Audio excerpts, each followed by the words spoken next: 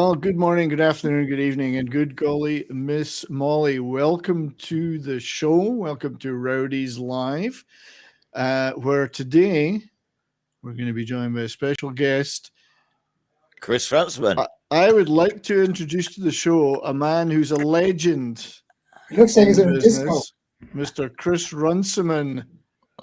Nice lighting, Chris. Yeah, Chris, where are you, in a disco? Oh, no. No, I'm in the conservatory at the back of the house with a, pint. Well, thank you for joining us, Chris. I just want to set the scene for all those out there watching and listening, whether it be live right now or future. Chris, it would be easier to describe the things you haven't done in the business, I think, than the things you have done. However, you are a renowned... Unlike Mark, I never learned to play an instrument. All right. Yeah, that's true. Cheeky I'm sure you can do the bongos. But yeah, tour manager, road manager, roadie, production designer, sound designer, lighting designer, stage management, and more. So how did you find time to fit all that in? Well, I'm quite old. Lived a long time, so you can't help but finding a lot of stuff. We've all got a long history. Yeah, life's a roundabout. Yes, you just end up going round and round. You know? Yeah. Well, welcome to Rowdies Live. We will just be in a few minutes. We're going to get stuck into some of your wonderful stories and whatever. But first, also, I'd like to welcome, obviously, the Rowdies themselves, Wilco and Mark. How are you guys? Good. Hi, guys. Yeah, brilliant to see you, Chris. Great to see you. And in fact, it's been a couple of weeks. Yeah, what is a couple of weeks been a couple of decades, or so Chris, is that blue light for something you grow? Sorry, is that blue light for something you grow? Oh no. Yes, what are you growing? His whiskers have always been like that. No, it's fluorescently activated whiskers. Indeed, the light does. Mark's known me the longest amongst you guys. Yeah. So when did you guys first meet? Back in the Wishbone Ash days, perhaps? Or? Before that, Exeter, wasn't it? Yeah, because I did light shows in and around Exeter. And so I knew the Empty Vessels, which was Steve Upton and Martin Turner and Martin's brother Kim. It was the other guitarist. Yeah. And then, when Exeter got too small for them, because if you're in a smaller town, you wanted to go, you had to leave. There's no good being a big fish in a small pond. It was better to be a small fish in a big pond. And so a lot of us in the small towns, we all migrated to the smoke. Big smoke. Yeah, you went up and that goes for Wilco. And do you actually know Wilco? Yeah, from, was it Glencoe? No? No. Tremolos, Vinegar Joe. Vinegar Joe?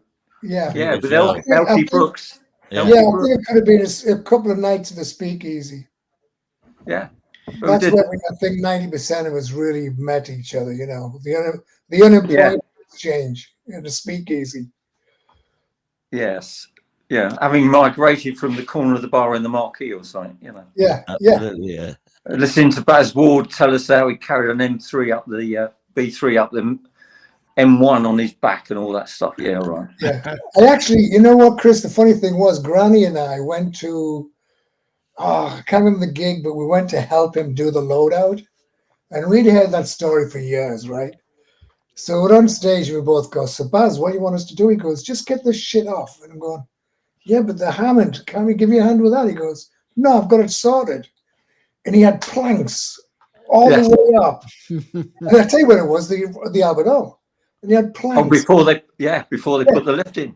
Yeah. And I'm going, I don't believe I'm going to fucking see this. So here he was, he tied it around his stomach and off he went, pulling the fucking Hammond up to go all the way over, back down again to the out. What did that thing weigh? I mean, those must have weighed a good 500 pounds or something. Oh, yeah. Yeah, A lot of them were split to try and make it easier. Yeah. But not the top half is still £200 at least. Jeez. Yeah, When you they said were a bugger to have on the road, and you end up fixing them. And yeah, they were easy to break. I never had the pleasure, Chris. I've never Oh. actually worked with Hammonds. Mark's a guitar man, so you know. Yeah. Yeah. So A the short lesson time is when Graham too Maitland was many around. wires, mate. Not too very heavy. the lesson is only ever work for guitar bands. No, don't work for keyboard bands with keyboards. Solo artists are pretty good as well. Yeah. Solo artists with Paul Simon, for instance, as you mentioned when we were chatting, acoustic guitar. That's it. Lovely. Well, it's just a guy with a guitar on his back then, traveling around England, doing all the clubs and staying overnight with people and stuff. So that was about 64 or something, you know.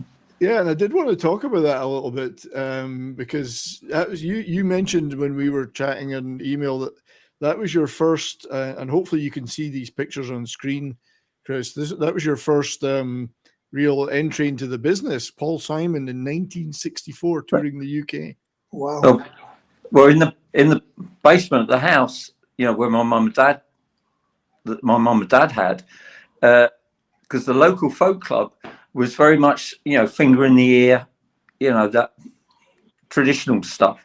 And so guitars were kind of they weren't interested in people with guitars. So somebody came and asked, one of the guys came and asked my mum if they could have a few friends in the basement. And it turned into Folk at the Mill.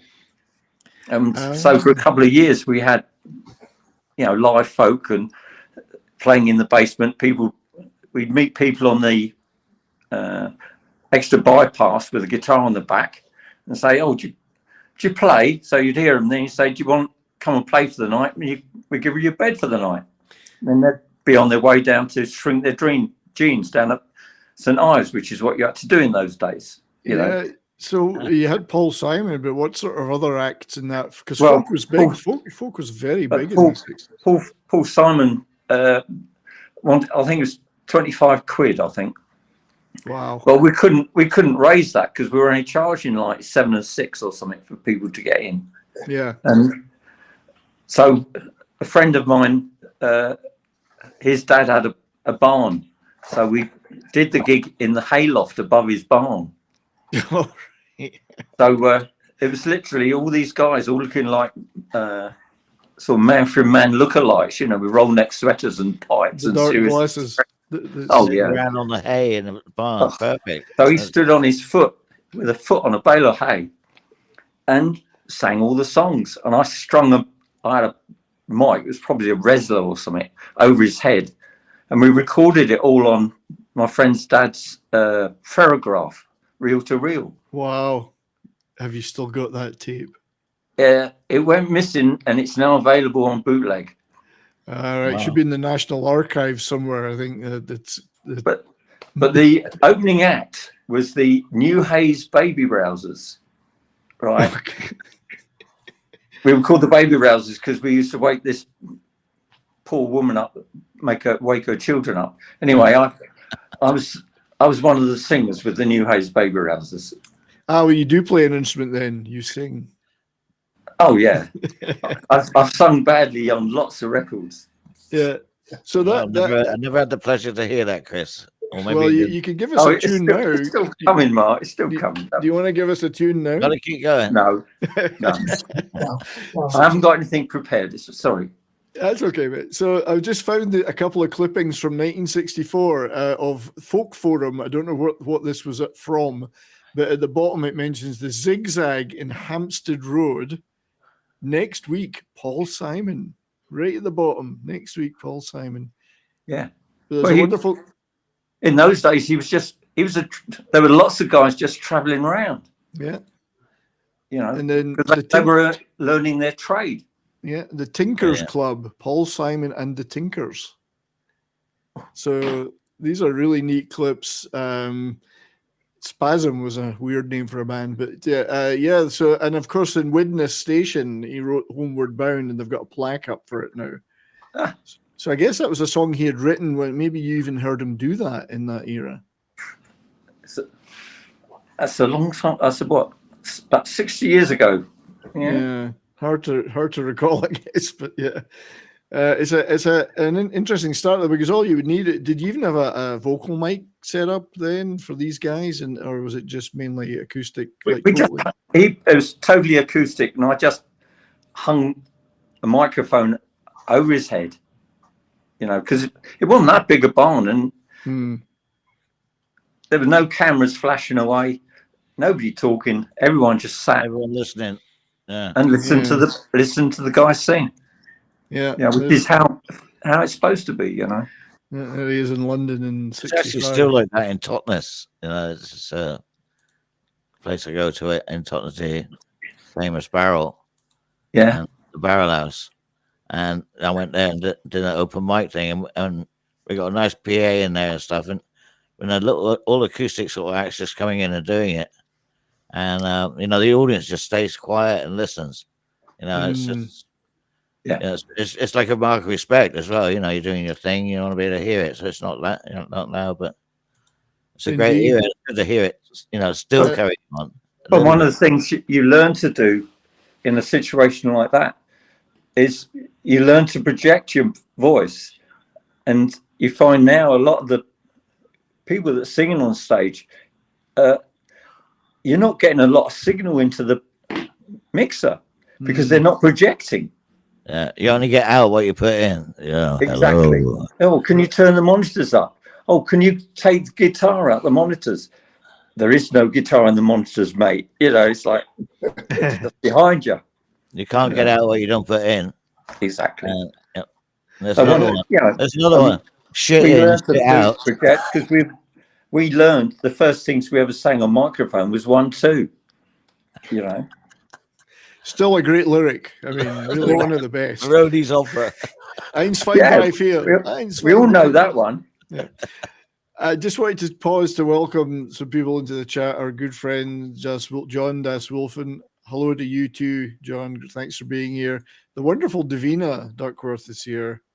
Hi, Davina. Hey, Davina. Darius Munchausen, my internet brother.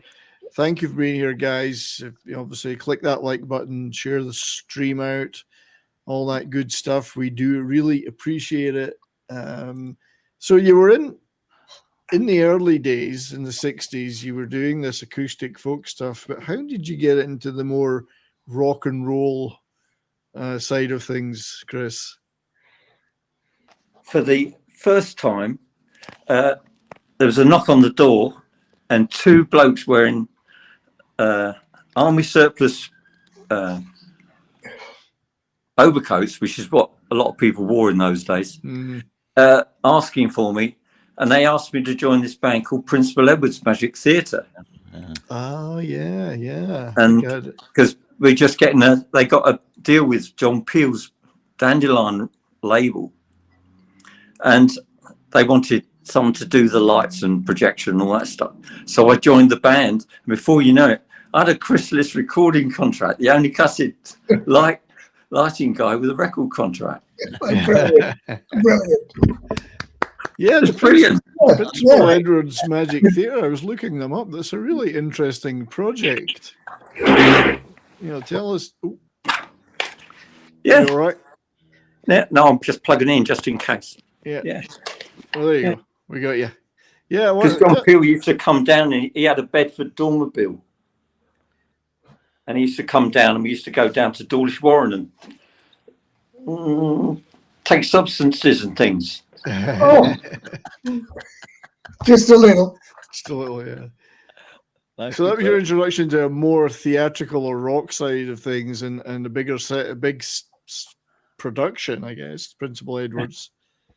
Well, it was an interesting one, but in the 60s, it was 69 or something, we were touring opening act for Free was the regular one, which is quite absurd when you think about it. But yeah, Principal Edwards and Free. Pretty cool. It is. And then, because up north, Sunderland, do you remember Sunderland Locarno, you know, with the rotating stage. Yep. And so there was three, Principal Edwards, and opening the band, the show was a band called Cochise. Oh, yeah. And in those days, you know, all the bands, you all joined your PAs together because everyone had WEMs, WEM PAs. So you just plugged all the cabinets all together. So you do a show like that and you end up with a PA probably about 800 or 900 watts. Yeah. Hey, I'm noticing something here that Principal Edwards' manager was Miles Copeland. Oh, and much later. Much later, yeah. But there's a link to many of the other things we've talked about, including Wishbone Ash, of course. Mark, I think I'm right in saying that Miles Copeland is a link between those acts. I guess, yeah. Prog folk, they're being described as here in this. My Principal Wishbone Ash, you know, they were the opening act in the West Country because they were shit hot. Yeah, you talking about the Empty Vessels? Sorry, the Empty Vessels. Yeah, you know, and everybody wanted them, including like the one time Led Zeppelin played for the Art College in Exeter at the Civic Hall. Oh, the Civic, yeah. And when we took the posters and the tickets to Wheaton's, the local printers, they printed the posters and the tickets and everything, right? And of course, the typesetter looked at the spelling and went, "Oh, you silly buggers, they've spelt it wrong." Yeah. So the posters, when they came out, said LEAD. And we were, oh, shit, right. Oh, Led Zeppelin, yeah. Oh, yeah. But it was too late by then. They all went up. It was sold out. And I did the lights. It was a laugh. But anyway, that night. You were friends with Martin and Steve and that back then as well. And I think that's where I met you, you know, was in Exeter.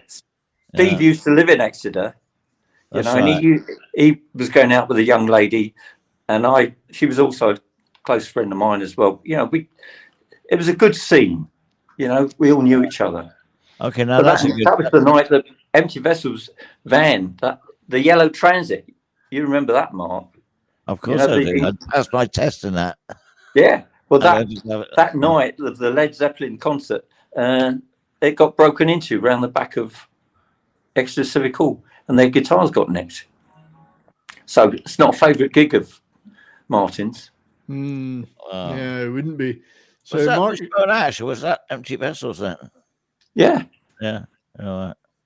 Anyway, this photo here that we're all looking at now, that's the last time I saw you, Chris, wasn't it? At the Empty Vessels reunion. Actually, the Empty Vessels reunion. They've expanded the bit. Yeah, that was a brilliant day. We haven't even got to do the guitar changes, didn't we, Mark? We did. I brought on the laptop, and there we are there with Ted Turner. Yeah. And that was a great day. It's a great head of hair you've got there, Chris.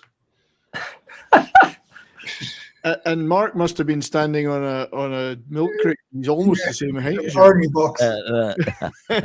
They're holding me up. So again, back in the day, though, that's way back in the day. Mark, you sent a few great pictures of. That is at Laurel Edge in Connecticut.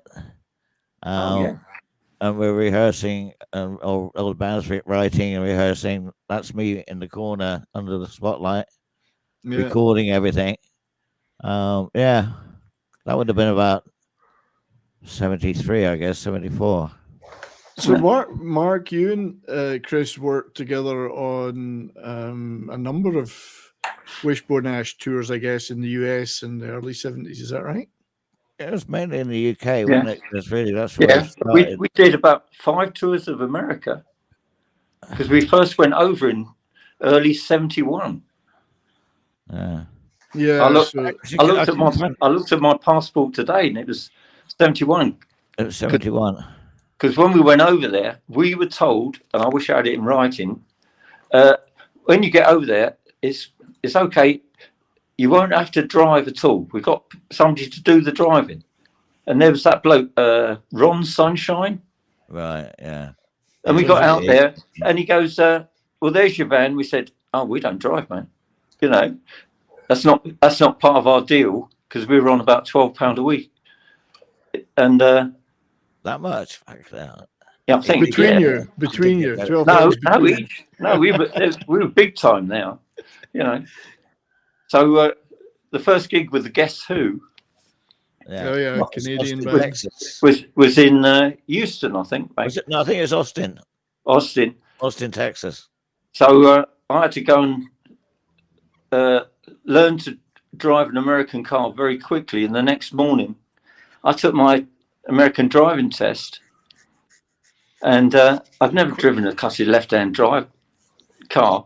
And got in the car, and it had a hood, a bonnet, the size of a football field sticking out. And I was sat there like this little bloke with like John Lennon glasses and curly hair. And next to me is this Smokey the Bear, you know, with leather boots and a pearl handle flipping 6-gun. Wow. And he looks at me and he goes, "Well, son," he said, "show us what you can do." And I'm sat there all meek and mild beside this bloody huge car. And I drove it around, and then he said, "Right now, okay, yeah, do that." And then he says, "I want you to park." So I parallel parked. And he goes, "Son, I never seen anybody do that before." Yeah, because he thought I was going to Just Chevron head park. first. Yeah, yeah. And I parked it in. You impressed the And hell so out of him. So he gave me my driving license, and it said I had a Texas driving license, and it said gave my English address, 11 Heath Drive, London, Texas. London, Texas. Because you're supposed to be a resident. You're supposed to be a resident. Yeah, yeah. I've got a Texas driver's license. Well, it's expired now because I used to live there. But yeah, you had to live there, supposedly.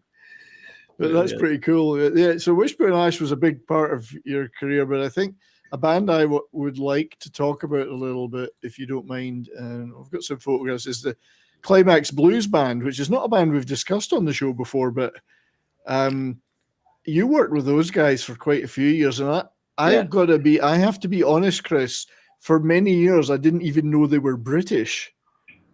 Yeah. I thought they were an American band for decades until I found out they're from Stafford. Yeah, well, that's where they had their hits, wasn't it? It was in the States. That's yeah, I know the hits. Thing was, you really, if you wanted to make it, you went to the States. Yeah. You know, Wishbone did it.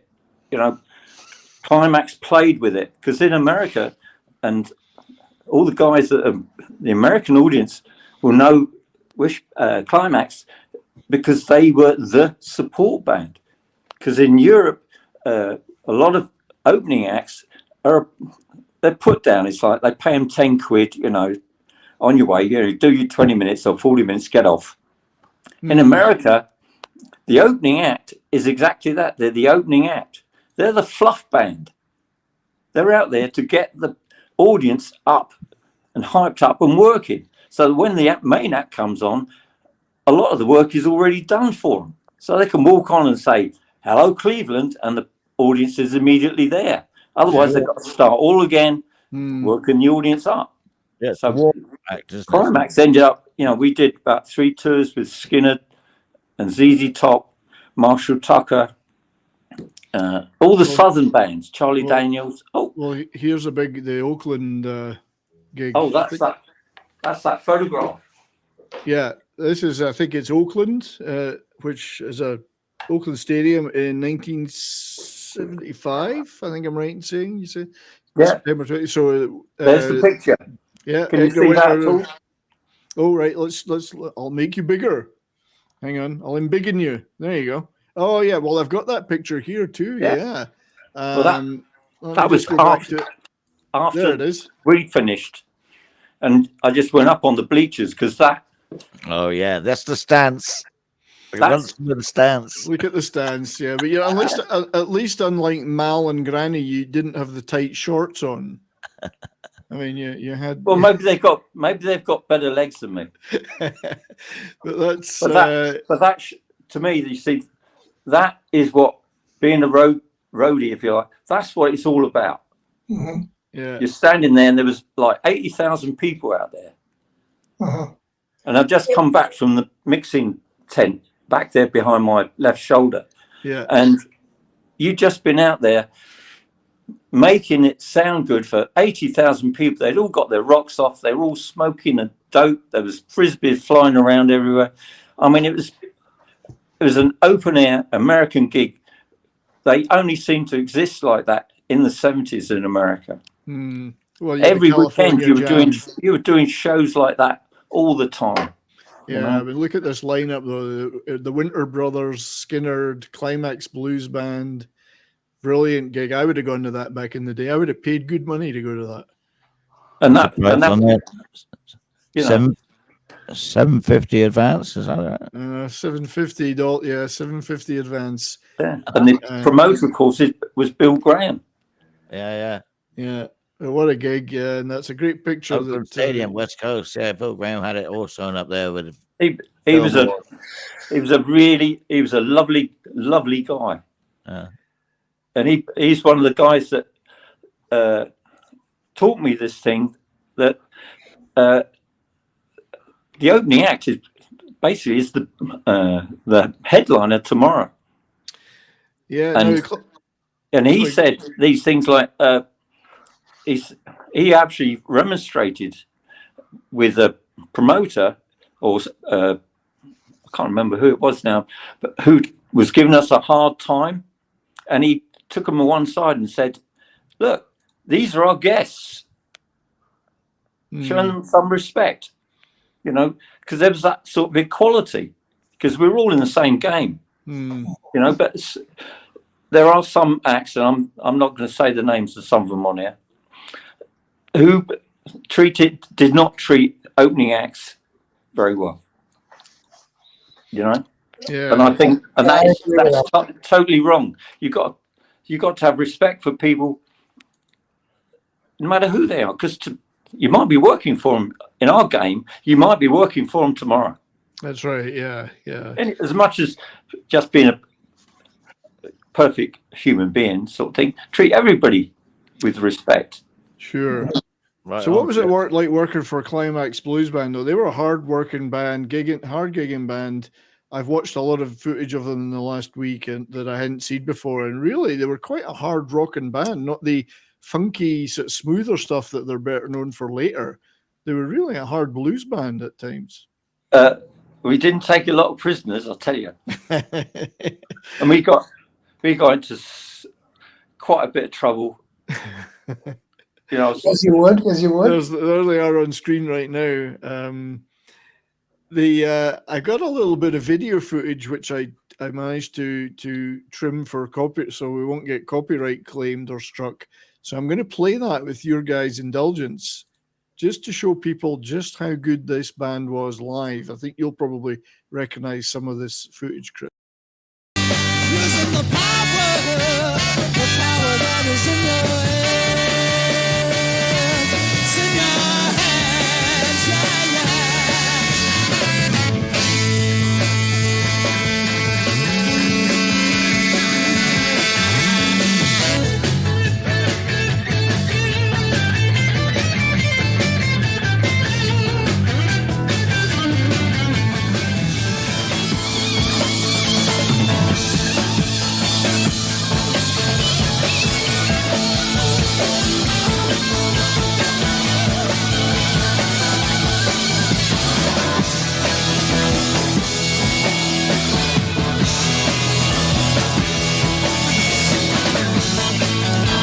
yes, that's the Stamp album. Pete playing a Belena. Great. This is slightly later, 83, I think.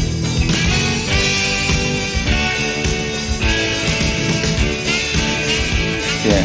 Haycock has had a firm by now. Yeah.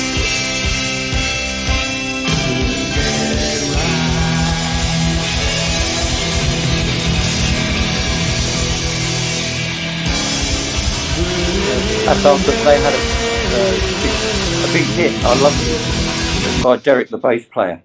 Yeah, well, Derek, but that last clip had John Rhino Edwards, who went on to be in Status Quo for decades, still is to this day on bass, but he wasn't the original bass player, obviously. But what a hard rocking band! I mean, on that first clip, And Pete Haycock's guitar, I remember it distinctly. I mean, we did a lot of gigs together, Yeah. back in, touring the theaters in the UK. And I remember that fucking aluminium guitar, man. It was just, he always Shining. did like a featured solo, and Yeah. you get to do sort of Super Troopers on the guitar, and it was just fucking light up. But that was Yeah. part of the secret with that one. yeah. Because Pete would then flash it into the audience, especially chickies in the front row. You know, Yeah. it's part of the game. But what Wow, an that's undersung guitar hero. I mean, when I've watched He's a such great a lot of guitarist. footage this week, and my God, he was good. You know I'll what I tell you, mean? when Skinner came to England in 77, 79, somewhere around there, 77, and they played at Birmingham Odeon, and the record company wouldn't let us open for them as we had done in America, because they wanted Skinner were with a different label over here. They wanted somebody else opening. But for Birmingham Odeon, they invited Pete on stage to play Freebird Oh wow! at the end of the show. Like a 4 And- guitar lineup, then yeah. So Pete was on the side of the stage. They went and grabbed him and dragged him out. And what was it? Norman Rossington gave him his Firebird, right? And he played that. And they were all playing in a row. And when he come to the solo, Ronnie Van Zant got the other guys and made them all walk backwards. And then he pushed Pete Haycock to the front of the stage and had Pete play the solo. I wish I had footage of that, I tell you. At the end of the night, because we had our own dressing room, because that's what Skinner were like. You know, we partied a lot. Anyway, Rossington came into the dressing room with that Firebird in a, the anvil case, right? Threw it down in front of Pete and said, "I ain't never playing that fucker again. It's yours." It's yours. You've just dominated. Oh, sorry, I'm allowed to say that. Yeah, you're all right. Don't worry. He gave Pete that Firebird. He said, "I ain't never playing that fucker again." Wow. Absolutely. That was an incredible night. I wish I could see. I went footage in the of mosh. I went in the mosh pit because instead of being behind the desk or being on the side of the stage, I thought, "Shit, I'm going down." And I stood like 3 rows or something from the front and watched my Pete, play that solo. I was in tears. I was in tears. You know, It's powerful stuff, mate. Yeah, I would love to see that. you know, You're you have, clearly a big you, fan. you I have mean, to you're have that sort of thing every now and again to make up for, because all of us here, we've had some shitty gigs, but we don't remember them. We've remembered all the good times, and we've had some cussy good times. Yeah. Cussy good times. That one's I had never heard of that gig before with Pete playing with Skinner like that. I would love to see footage of that. Probably doesn't exist, but my God, that must have been special. Yeah. But the sort of guys they were, because Skinner played they opened for the Stones, Nebworth or something. Yeah. And the thing they'd been told was, you don't use the projection, the bit out the front. That's for Mick Jagger. You're not allowed, you can do what you like, but you don't walk out there. Well, that's red rag to a bull to those guys, isn't it? Yeah. I've seen that footage. They walk all right out to the front. So they walk with the road crew feeding out these great long guitar leads. Because, of course, you didn't have radio mics. But, shit, I'm a huge Skinner fan, so this is exciting stuff for me and to hear. So I'd love. I mean, if I had a time machine, I'd go back and go see that. On the live album, they did Atlanta, and we were on the backstage because we all finished, stuff's in the truck, and so we'd be standing on the backstage, having a relaxing beer or something, and chatting with the girl backing singers, and then there'd be the time when they played, and we used to help them up on stage, up onto the podium to sing, and then we would all be singing. So we're all singing "Ooh, That Smell."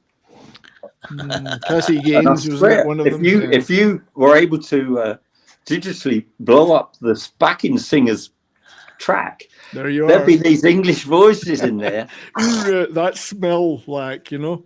That's Good cool, stuff. mate. That's cool. But yeah, Climax. There's the hit, of course. Couldn't get it right when. I mean, everybody thought they were American, but they're very much a British. They're from the Midlands, by God. But they were a great band, but you couldn't get. You could take.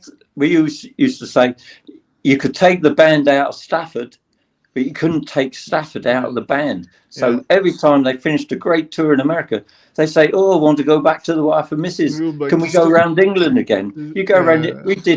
We did Madison Square Gardens in America. Yeah. The next gig we did was Quaint Ways of Chester. Oh, geez. And as soon as the band walked on, everyone in the audience went to the bar. And you're sort of going, guys, we just did Madison Square Garden, for heaven's sake. You know? I know. And you want to do this?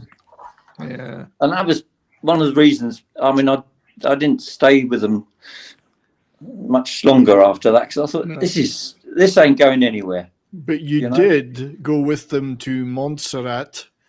So that's how you pronounce it. I could never know its French name, but British colony, Montserrat. Still is. That was you were the first band to record at Air Studios, George Martin's Air Studios in Montserrat. It was still in the process of being built. Yeah. And it must have been hell. It must have been hell on earth.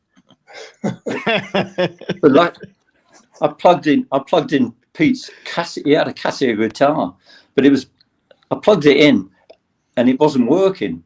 And I stuck my tester in the sockets, and they had dual sockets. They had the U-ground Edisons and the English sockets. Yeah. And the local wiring guys, electricians, had wired the whole building back to front.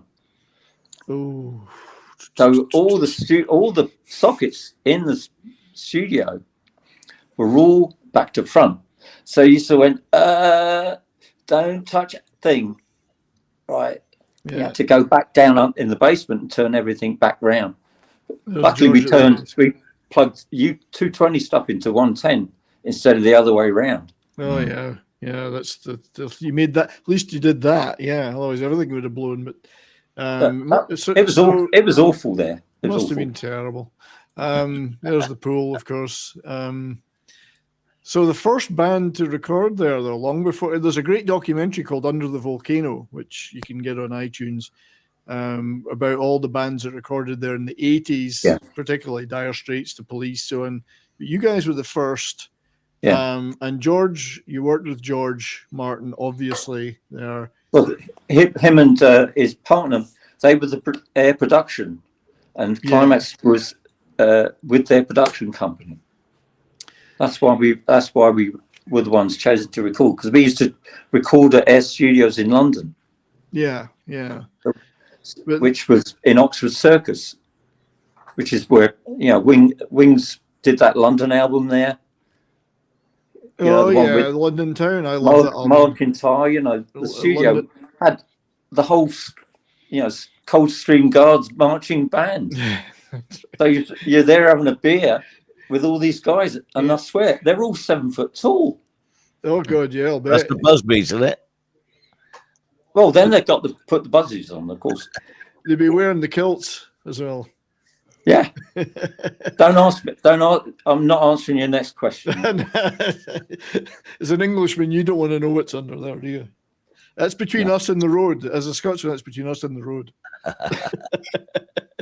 But so Montserrat and it had a great history. I think it ran for 10 years. And Hurricane Hugo, unfortunately, wrecked the damn place. No, it didn't. No. Well, the island, the part of the island. No. Okay. During the hurricane, because every day the standing order with the studio was every day before work started, you turned the power off. Right? If you turn the power off for the studio, this huge Volvo generator kicks in immediately. So that if ever there was a power outage, right, there'd be a slight blip on the tape, because you were recording at 24 IPS. You know, you get a slight blip, so you do a cymbal crash over that, hide that, you know. But one day, around the time of Hugo, the then manager apparently borrowed the battery for the generator. And that's when the Hugo hit. So the air conditioning that had run continuously for 10 years didn't run. It rained in the studio, and that huge Lynn desk, you know, about 12 feet of it filled up with water. The Steinway piano, all the lacquer peeled off it, but that had nothing. The place was hurricane proof, right? But it wasn't hurricane. It wasn't man proof. It wasn't human proof then, though. No. But I mean, to be fair, the Hugo did affect a lot of the island badly. Yes. And George Martin called upon you to help him with things like the cultural centre, I think. Is that right? Help design it and then do all the acoustics in there and put full surround. We put full surround sound in there. Yeah. Put cinema, full surround sound cinema. Beautiful. It's a beautiful place. The sound in there. I put moving lights. I mean, it was an insane. What was that? What was that place used for? Was it a performing center? It's used for performing now. I mean, it's still going, and it's used for concerts and other cultural things. I think they never quite took to it. Yeah, because being sort of European, coming from our background, you just saw it as a music venue, and the acoustics were incredible. I mean, the stuff I spec'd for the floor was acoustic.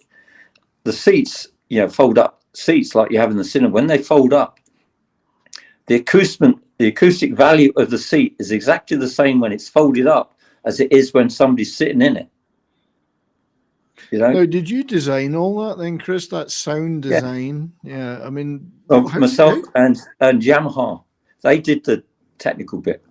Yeah. How do you approach something like that from scratch? I mean, where do you begin with I mean, you have to obviously know the space, and then tell us a little bit more about that. Well, researching it, you know, and talking to people, talking to studio engineers, you know, like the guys from Air, and getting the benefit of their knowledge. So when it comes to like putting stuff on the walls, it's not one layer of plasterboard. It's like 3 layers of plasterboard with an air gap, then another 3 layers, because different frequencies are stopped at different sections of the plaster. Right? So that by the time it reaches the wall, there's nothing left, because sound is just it's just energy, and you just take the energy out of it. You know? What sort of desks did you put in there for sound? Was it the Yamaha? Was it M7CL? Wasn't it? So it was all Yamaha. Because you've worked with, I guess you worked with Rupert Neve, and you mentioned Lynn consoles, all sorts of consoles. Well, in the past. Not personally. No. You've had experience with them. Carried a few, yeah. Carried a few. And sometimes, it's work. Sometimes if you were doing broadcasts, or eventually even the BBC would, they would allow the sound guy control of a couple of the faders, because you'd be recording stuff, and they were brilliant engineers, but they'd say, "Oh, can you tell me when the guitar solo is?" So you say, "Well, I'll give you a count in." So you give them on 3. So they push it up, and you say, "We just missed it." You know, because if you know, the guys will tell you when you're mixing, you have to preempt, so you know it's the solo's coming, so you've already got the faders already on the way. I'm just thinking of the BBC, and it's something for all 3 of you guys. A lot of bands in the 70s went and did BBC sessions, some of which have been issued and become quite famous. Did the BBC really know how to deal with rock bands, or were Oh, they yeah. still? Or they were pretty good with it, and they knew what to expect and how to go about it. Yes. Well, Yeah. What was that? I did Yeah. a John Peel session at the Newmarket in London, and I think I can't remember whether you were there. It was with the Faces. It was Oh, the yes. Faces and Wishbone, and it was great fun. And I did end up actually getting my hands on the mixer, but there was a lot of sort of watching what you're doing and sort of meters well within the range and everything. Because live guys tend to sort of like push it up a bit and sort of like let's make it really happen. But well, when you're in a situation, then and they start saying, "Oh, the meters are into the red," and you reach down, get a roll of gaffer tape, and cover the meters up. Problem solved. Because you say the meters are getting up there, but can you hear it? No, but you can't hear it. Cover the bloody things up. If you can hear it, that's different. Yeah, if it's pinned to the bloody thing, it's going to be you're going to hear. Yeah, that's all right. It's a bit. Yeah, but just pushing it. So it's definitely you got to go with optimum. It's hardly trembling. It's not even trembling, mate. Trembling +3. Yeah, because I'd heard a lot of tales of the BBC, but it must have been more in the 60s. They really didn't want to deal with pop and rock musicians. And they still had that EMI thing going on, and with it was all, well, I'm a technician, and you're just some guy with a guitar. The TV was weird. Didn't we do one in Holland or somewhere, Belgium? And they Radio Hilversum. Well, we did a TV thing out there, and it was like you had to turn the volume down so much, because their equipment just couldn't handle rock volume, Even the old Grey Whistle test was a bit like that as well. I think the European shows, though, a lot of them like Beat Club and whatever were probably on top, whatever it was called before then, was probably a lot better than some of the Top of the Pops. It was all mimed, and at least you could play live on Beat Club and stuff like that in Germany. Yeah. Well, there was the old Grey Whistle test was about the only thing, wasn't it? That was going live. Yeah. For bands of that era. Back in those days. Yeah. Yeah, there wasn't a lot in Britain. Right. Not a lot. I guess there was a couple of other things perhaps, but in Europe they had, I think Germany particularly, they've all with Rock Palast eventually, which was obviously a live concert but always filmed.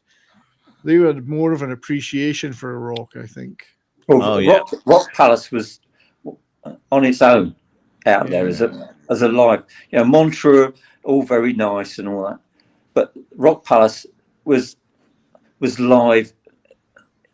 A live audience, a live band in front of a live audience. Yeah. No messing about. Incredible. Yeah, I mean, you must have. So, what sort of bands? And obviously, Climax Blues Band. We saw some clips of them there. Wishbone Ash played it. Did you work with other bands that played the Rock Palast? Not until that's the 80s. I thought we were talking about.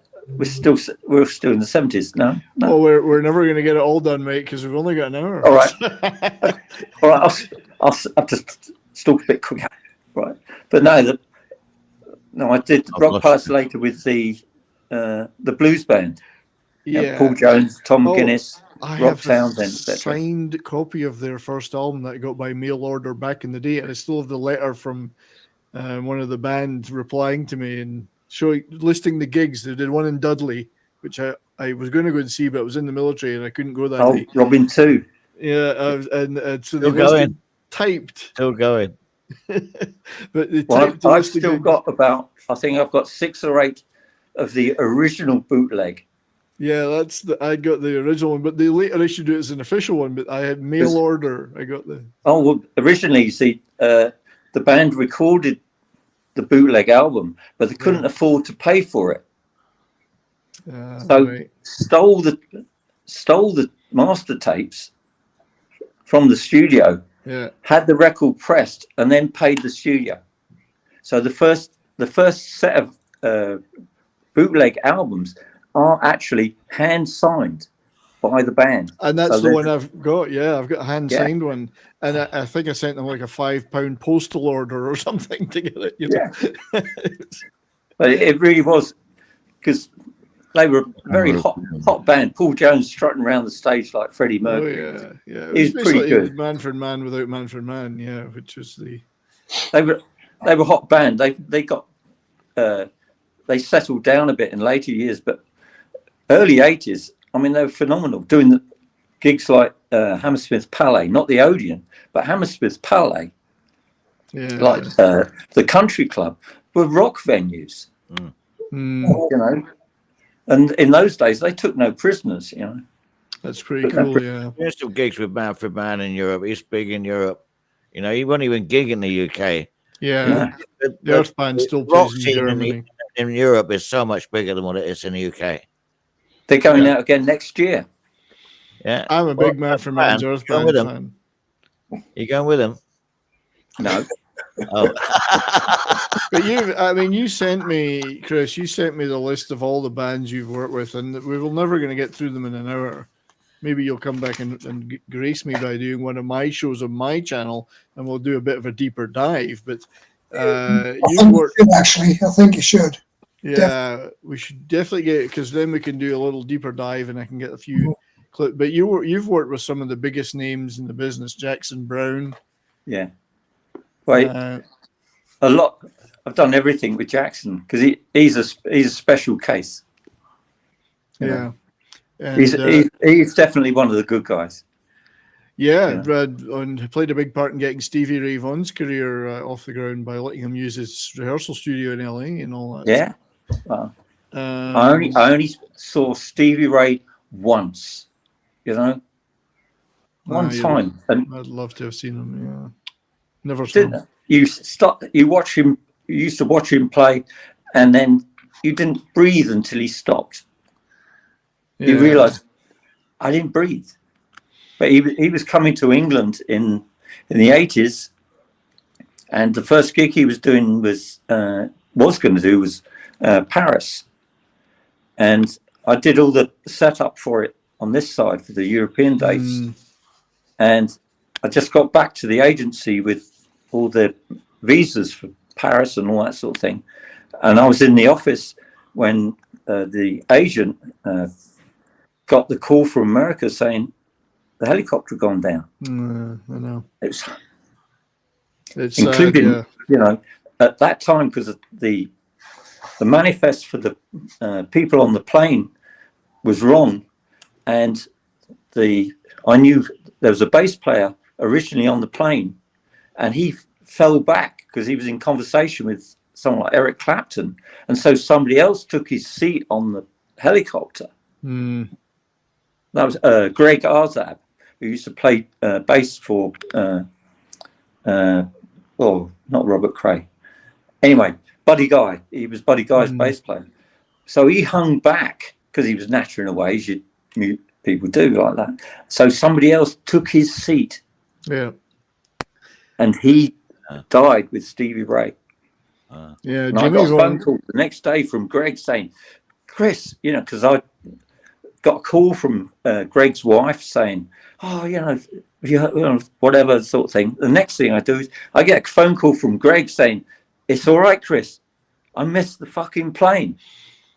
Yeah, there was only a handful of seats in the helicopter, yeah. And he missed the helicopter. Well, Stevie Ray, Jimmy Vaughan was meant to get on the plane, and he didn't, on the helicopter, and he didn't. There was no seat for him. He was meant to get on too. But he's a great guitarist. I've seen him many times, yeah. Because he played with the Fabulous Thunderbirds, yeah.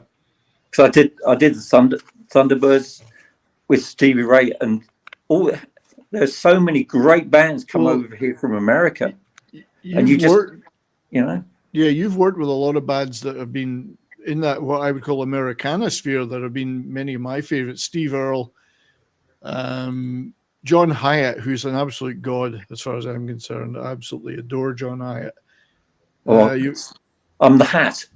Where's the hat? Where's the hat? That was me. Yeah. Where's that? Guys like that, the Blasters. I just love the Blasters. And the Elvin brothers.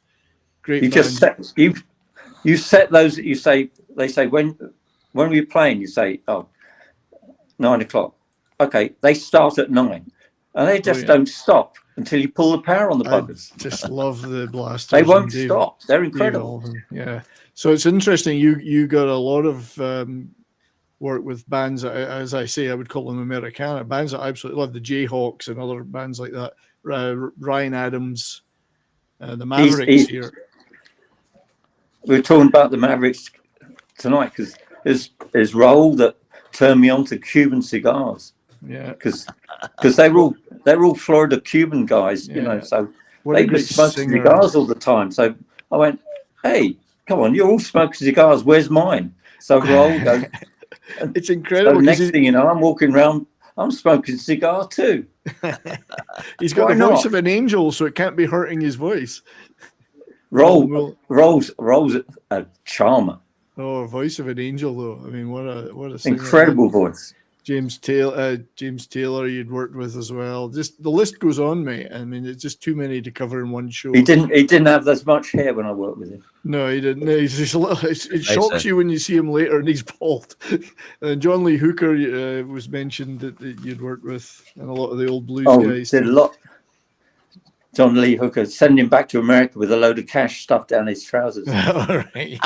Sounds like Wilco to me. That's the way to do it. The old school way. That's how Wilco does it. He couldn't get over the fact how much money they were getting in Europe compared with America. Yeah. So he used to love it. I'd show him all the money we just made, and he was like, "Oh, that looks good." Coming back over here, yeah. And the Fabulous Thunderbirds. And then you worked with the probably the biggest rock and roll act, the Chippendales. Did you not? Oh, Chris, no. So tell us about that. Tell us about the Chippendales.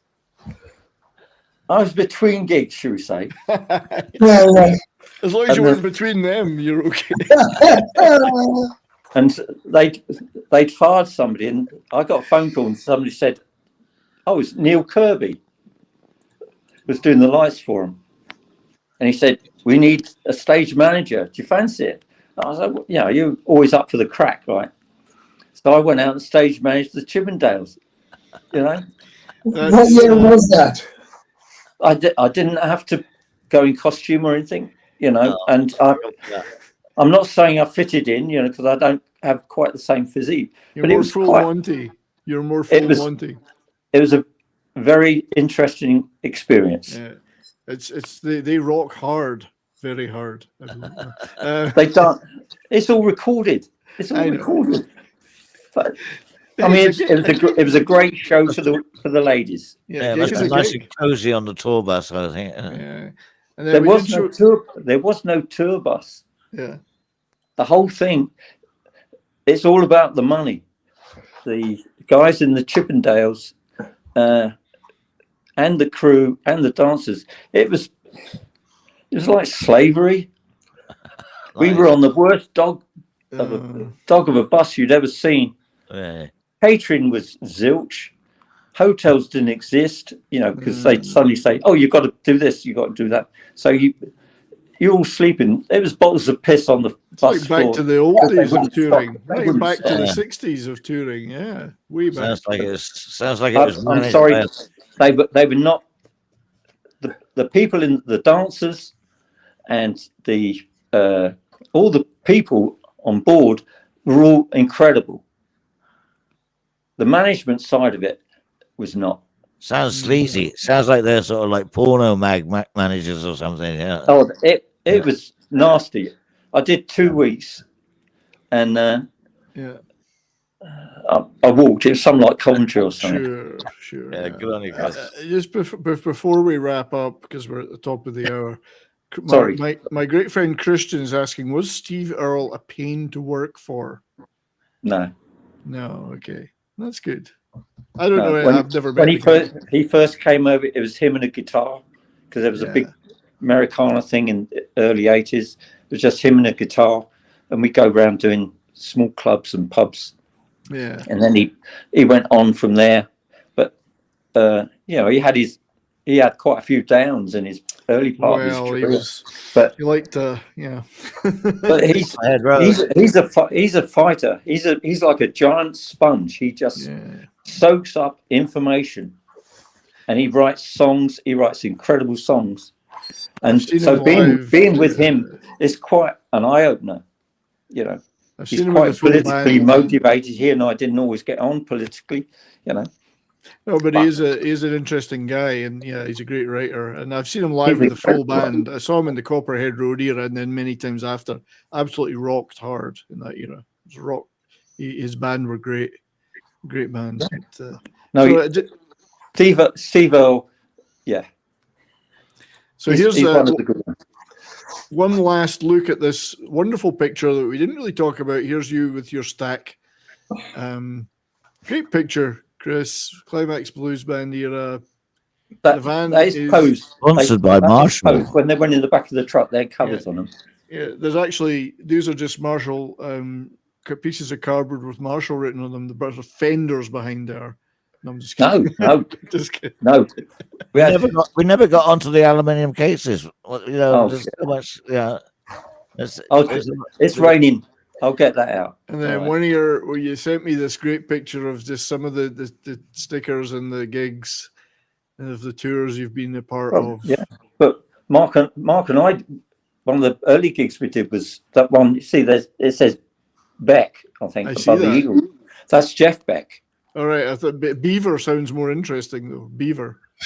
Well, the Beaver Productions, no, they were local. Yeah, all right. Back in the box, you know. No, yeah. they were the local promoters. So that's Jeff Beck and Climax Blues Band at the warehouse in New Orleans. Yeah, the Beaver Productions were New Orleans. Yeah, so you got the Eagles there. You got Skinnerd. Just lovely. Gigs. They were great gigs back then. Really. So, unfortunately we're at the top of the hour, but hopefully, Chris, one day, if this wasn't too painful an experience for you, we'd like to have you back, and then I'd love to have you on my channel. I'm sorry, I did too much talking, but you know. No, it's not at all, mate. No, it was good for us to listen to somebody else tell us about their experiences in rock and roll, mate. So it was really good. Well, come on, sitting around the table here, there's more than a century of flipping stories. Yeah. And I think that's where I met you, Chris, was with Climax, because it probably rings a bell. Yeah, you know. Was that Vinegar Joe? Do you think then in America?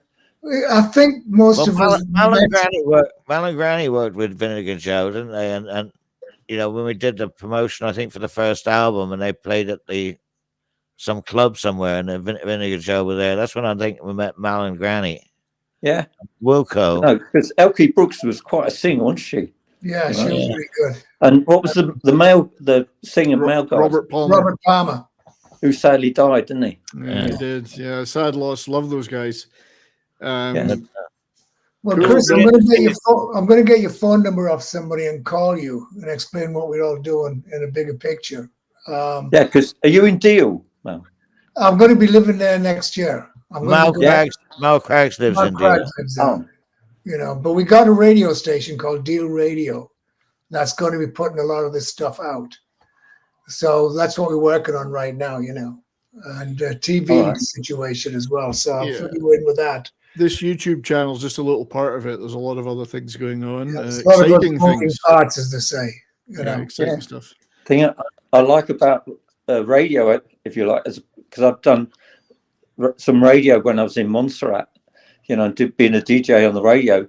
If you're a radio DJ, they can't talk back at you. It's great because once you get on microphone, I've done the World Service and all that sort of thing, and you realize you're on microphone, you might be talking to someone in the Cameroons or something, and you're playing them your music, and they can't say anything back to you.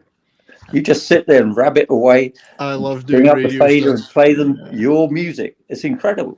Yeah, I don't run a lot. For all those who are listening, I do have a Rumble channel where I do radio streams, less copyright issues there. So I like to sit and play music for 2 or 3 hours, and because I used to be a DJ, so it's great. I agree, Chris. Yeah. Nothing like it because no one can talk back.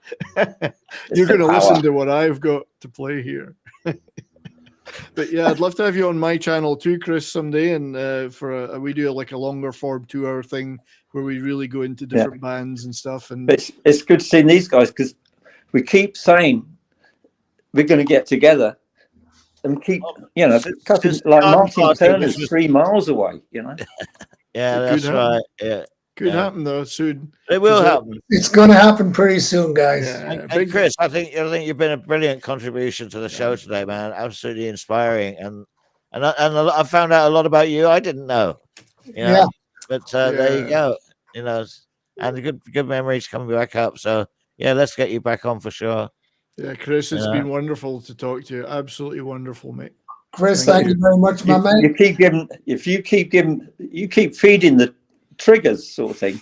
I just keep talking, and I haven't even started drinking gin yet. But Don't that's get what carried this, away, Chris. that's what this gig is all about. Talking. If we didn't talk, people wouldn't be listening. So I hope people enjoyed hearing some of the stuff. You know. Oh, I'm sure they did. Thank you to everyone that's in the chat today for being here as usual, our regular fans. Thanks to everyone that's listening or watching this later on a replay. Click that like button, subscribe to the Rock and Roll Rowdies channel. As we say, big things are coming. Is that not right, gentlemen? Big things are coming.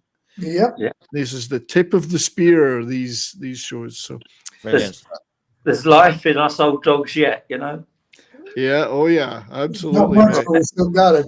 Keep on rocking. So any last words, gentlemen, before we wrap it up? Wilco, Mark, anything you want to just have a good day, and definitely get Chris involved with doing your show, because you've got so much to talk about.